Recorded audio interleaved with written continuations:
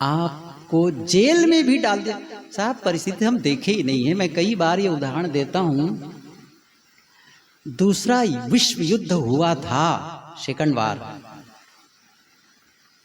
तो नाजी सैनिकों ने, नाजी यो ने यहूदियों को, क्या बताऊं, वो पढ़ोगे ना तो रोंगटे खड़े हो जाते हैं। उन्होंने लिखा है, मैं सर चपार, एक पुस्तक है फ्रेंकल, ई फ्रेंकल की, फ्रेंकल, विक्टर ई फ्रेंकल मेरे पास है, मैं दिखा दूंगा वो पुस्तक। यातना शिविर लिखा है, यातना शिविर उन्होंने लिखा है फ्रेंकल ने। कैसे वो उन लोगों को एक बंद कर दिया गया था इस घेरे के अंदर में, और कितनी यातनाएं दी जाती थी। उनके सामने ही उनके परिवार के लोगों को गोली से मार दी गई थी। मैं सच बता रहा हूं, वो लिखा है उस चीज को, और उनको पता नहीं था कि कल हम बचेंगे कि नहीं बचेंगे। मनोचिकित्सक थे वो। ऐसा तैसे करके कैसे निकला, ये सारी व्याख्या करने का अवसर नहीं है। और वो सताए जाते थे, बहुत सताए जाते थे।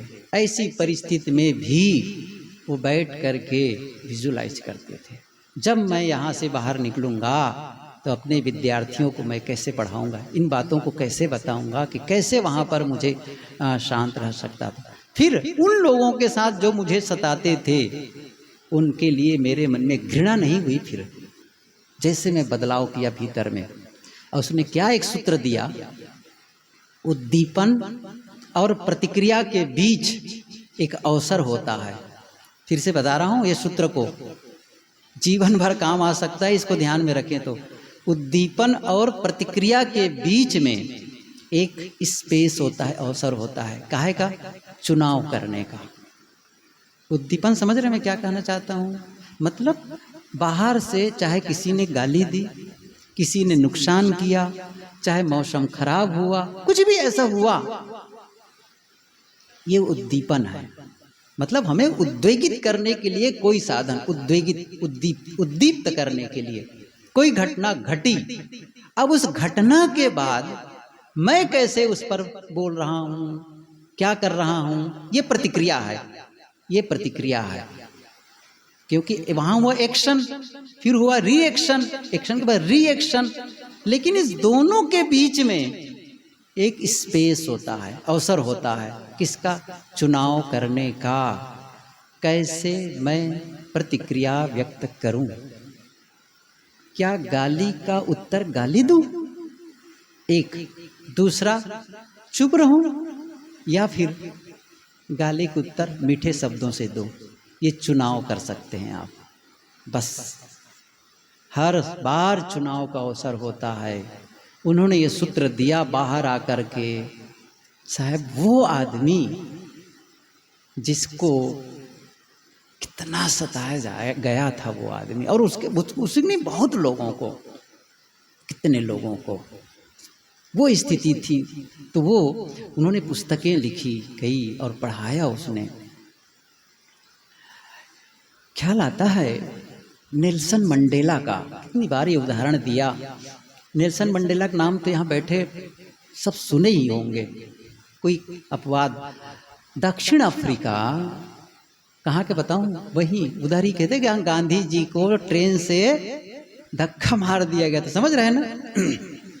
हमारे APJ अब्दुल कलाम राष्ट्रपति, उनकी पुस्तक मैंने पढ़ी, उसमें लिखा उन्होंने, मैं वहाँ गया जहाँ पर उस स्टेशन को देखने गया जहाँ पर गांधी जी को ट्रेन से धक्का मार के गिरा दिया गया था।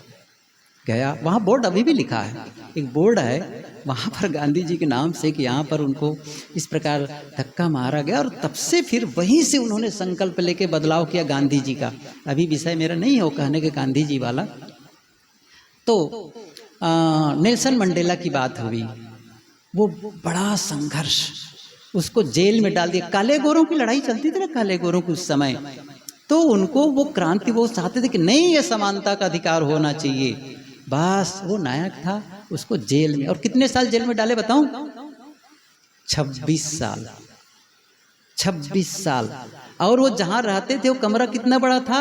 6 फुट से ज्यादा नहीं, और उसकी लंबाई ही कुछ 6 फुट से ज्यादा थी नेल्सन मंडेला की।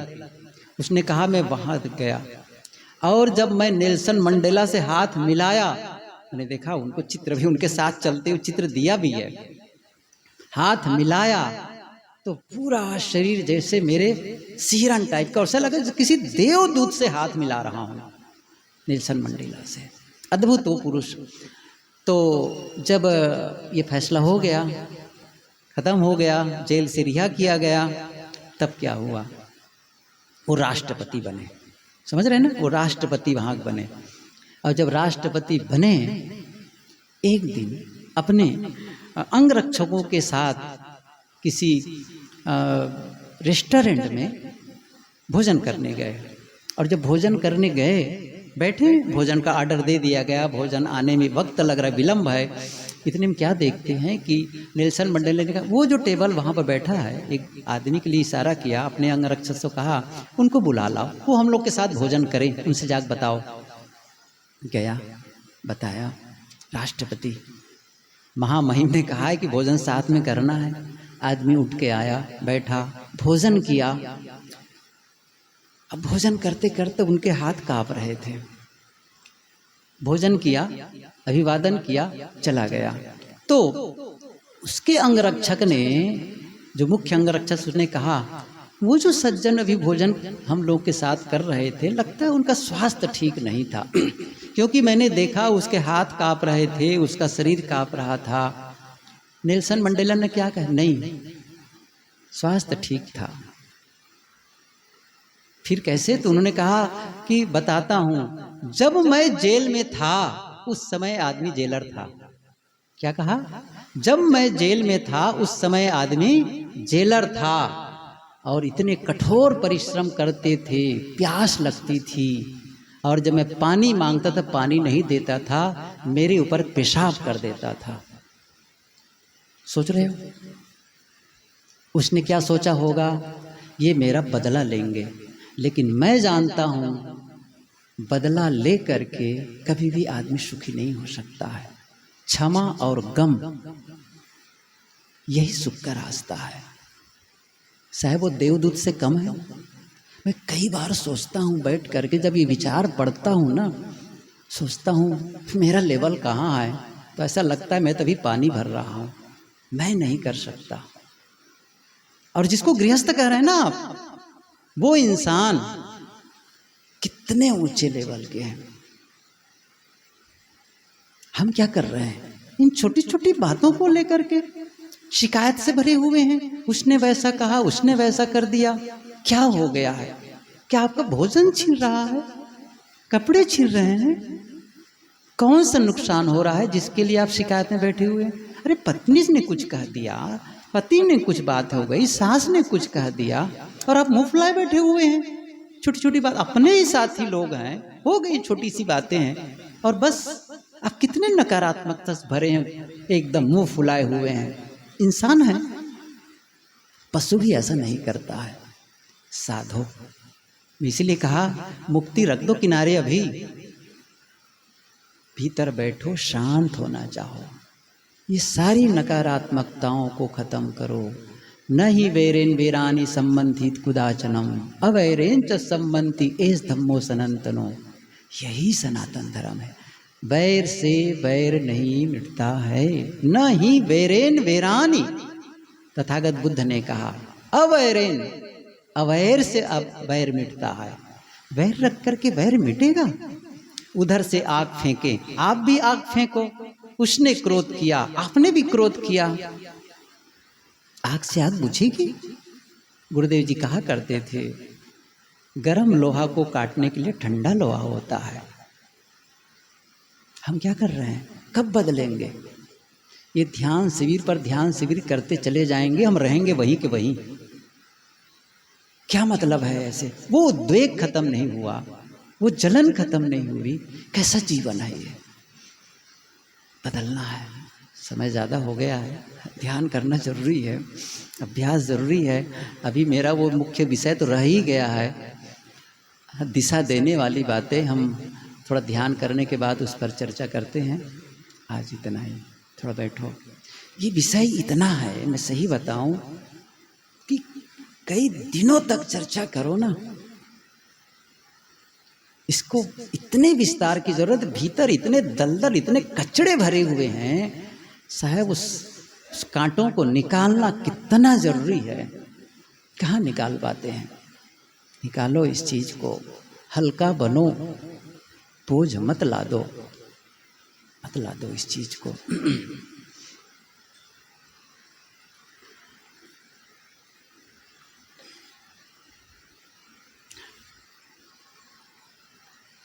यदि आंख न बंद किए हों तो एक बात बताऊं मैं, अब कर ली हो उनकी बात अलग है। अब भी मैं पहले भी पढ़ा था, अब भी कुछ दिन, अब भी कल ही और एक पुस्तक में पढ़ रहा था, उसी पुस्तक को फिर से पढ़ना पलटा मिल गया। उन्होंने एक थेरेपी बताया कि कैसे कैसे हम पकड़े रहते हैं, होल्ड किए रहते हैं। उन्होंने कहा कि एक काम करिए, पेंसिल को ऐसे हाथ में लीजिए, मेरी ओर देख रहे हैं क्या आप लोग, ये हाथ में लीजिए और ऐसे और नीचे करिए। अब ये पेंसिल क्यों नहीं गिर रही है, ये कलम मेरी क्यों नहीं गिर रही है, समझ रहे हैं? अच्छा, इसको नीचे गिरने के लिए क्या करना होगा, सही कि नहीं? मुझे ही तो छोड़ना है। कौन पकड़ा है इसको, पूछो कौन पकड़ा है इस पेंसिल को, मैं, सही है ना? जैसे ही इसको आप ढीला किए, छूटा। ये जो पकड़ होल्ड करके रखे ना वस्तु बातों को, ये होल्ड करके आप छोड़ सकते हैं, बस आप ढीला कर सकते हैं। और जैसे रिलीज किए, जाने दिए, मैं क्षमा करता हूँ, मैं क्षमा करता हूँ, बिना शर्त के विलीन हो जाती है। मुझे क्षमा कर दो, बस छोड़ दो इसको, बस जितनी, अब देखो भले ही ये हल्का है, लेकिन 10 मिनट रखूंगा तो चलेगा, 1 घंटा रख रहा हूं तो, ऐसे 4 घंटा रखूंगा तो, ऐसे 24 घंटा रखूं तो, हम लोग कितने दिन तक रखते हैं किसी की बात को, बताओ कितने दिन तक रखते हैं? लोग क्या कहते हैं पता है, उसने ऐसा कहा, मैं जिंदगी भर नहीं भूलने वाला हूं। समझ रहे हैं ना? मतलब कितने दिन तक बचा कर रखना है उसको, कितने दिन तक बचा कर रखना है उस नकारात्मक चीज को, और याद करना है 3 जन्म नहीं भूलूंगा। कितने साल तक आप दुखी होना चाहते हैं? कौन बचाएगा आपको? भगवान बचाएगा? आएगा कोई भगवान? अच्छा, नरेंद्र मोदी बचाएंगे, 3री बार हो गए प्रधानमंत्री।